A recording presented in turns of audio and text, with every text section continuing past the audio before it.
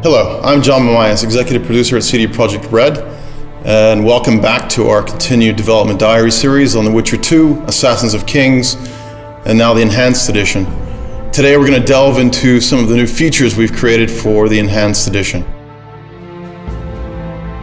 To allay some of the story complexity, we've created some new cinematic sequences and spread them throughout the game.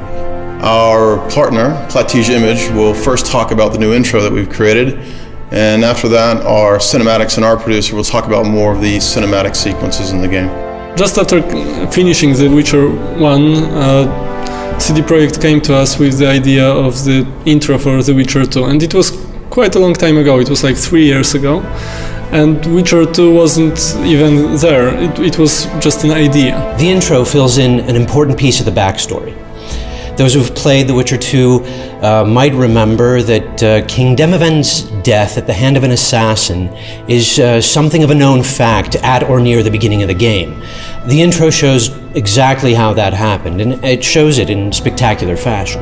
From the very, very early stages, we knew what will happen in the intro.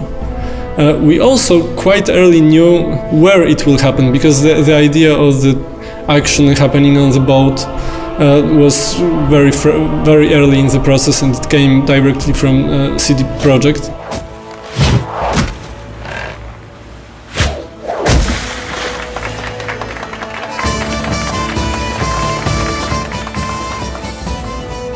One of the very early ideas was that who is the assassin is using a hornet nest to start a chaos on the boat, and he's using this chaos to kill the king and escape from the boat. But I wasn't sure that it would really work as a cinematic experience, and after some discussions with Adam Badowski and some other people in CD Projekt, we came with the idea of the ice bomb.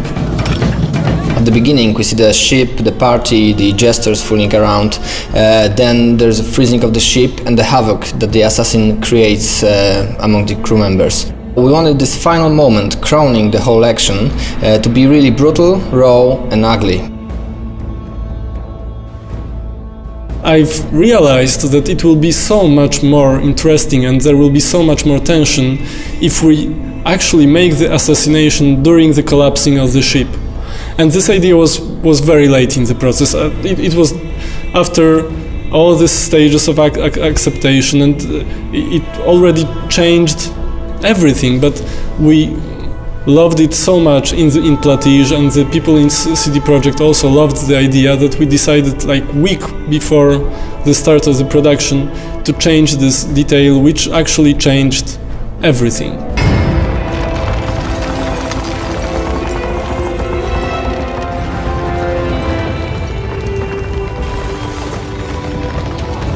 You see individual steps, muscle movements, slashes, and twinkles in the eye that express ferocity or fear. And they're all important. They all bring in a mountain of meaning.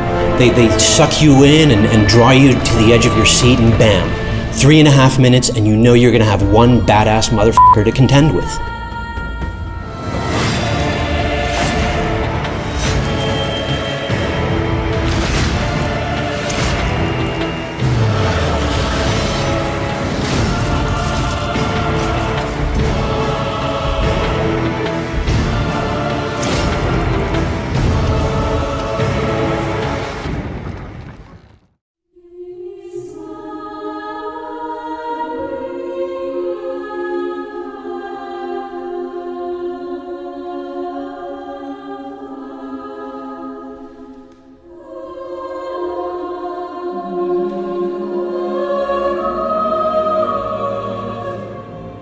Besides the CG intro, we prepared a lot of new other video sequences. One of them are the loading movies.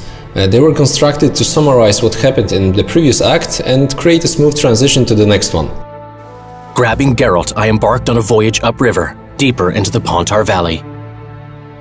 We also added 11 new cutscenes, all placed in the various places of the game. I can tell that 3 of them are showing what's going on in Lochmuin when Geralt is busy with the dragon. And the rest of them are connected with the new content of the game.